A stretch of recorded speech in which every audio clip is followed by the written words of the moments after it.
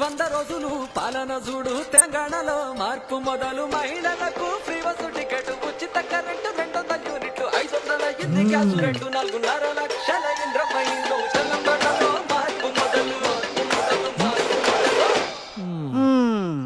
మహిళలకు ఉచిత బస్సులు, 200 యూనిట్ల ఉచిత కరెంటు, 500కే గ్యాస్ బుడ్డి, వడ్డీ లేని డోక్రా లోన్లు, 40,000 కోట్ల పెట్టుబడులు, ఇందిరమ్మ ఇల్లు, ఇవన్నీ ఇచ్చిర్రు గాని రైతులకు రుణమాఫీ మాత్రం చేయలే. పంటకి బోనస్ ఇలే. 6 గ్యారంటీల్లా మిగతావి చేయలే. అది కాదురా బాయ్. పీక్ నౌతి సిగ్గుందా మీకు అసలు? తెలంగాణ మంచిగా అవుతుంటే చూసి వశపడతలేరు. గత 10 ఏళ్లు మీ ఇద్దరు అధికారంలో ఉండి ఏం పీకిండు? రాష్ట్రాన్ని సంక నాకిచ్చిండు. మిగులు బడ్జెట్ లో ఉన్న తెలంగాణని సుమారు 7 లక్షల కోట్లు అప్పుల పాలు చేసి కాంగ్రెస్ కప్పచెప్పిండు. కాళేశ్వరం పేరుట 1,00,000 కోట్లు మెంగిండు. ధరణి పేరుట భూ కబ్జాలు చేసిండు.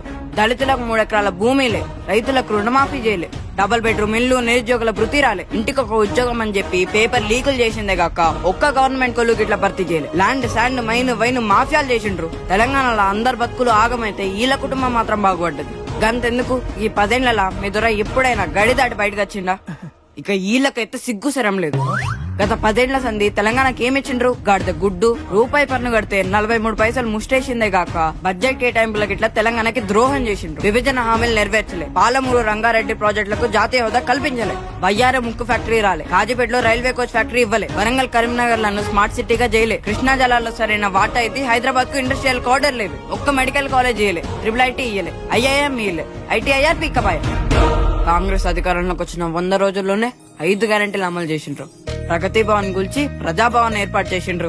30,000 ప్రభుత్వ ఉద్యోగాలు భర్తీ చేసిండ్రు. 11,000 పోస్టులతో మెగా డిఎస్సీ పెడుతుండ్రు. కులగణన చేస్తుండ్రు. కులాల వారిగా 17 కార్పొరేషన్లు పెట్టిండ్రు. 1,00,000కు పైగా దాన్ని సమస్యలు పరిష్కరించిండ్రు. 1వ తారీఖుని జీతాలు, ఆర్టీసీ ఉద్యోగులకు 21% ఫిట్మెంట్, గద్దర్ జయంతి సంబరాలు, మహిళా సంఘాలకు వడ్డీ లేని రుణాలు, 58,000 కోట్లతో మూసి ప్రక్షాళన, పాత బస్తీకి మెట్రో, పంట బీమా పునరుద్ధరణ, 40,000 కోట్ల పెట్టుబడులు, regional ring road, Narayanpet Kodangal lift irrigation project, Gulf కార్మికులకు 5 లక్షల ప్రమాద బీమా, మెగా మాస్టర్ ప్లాన్ 2050.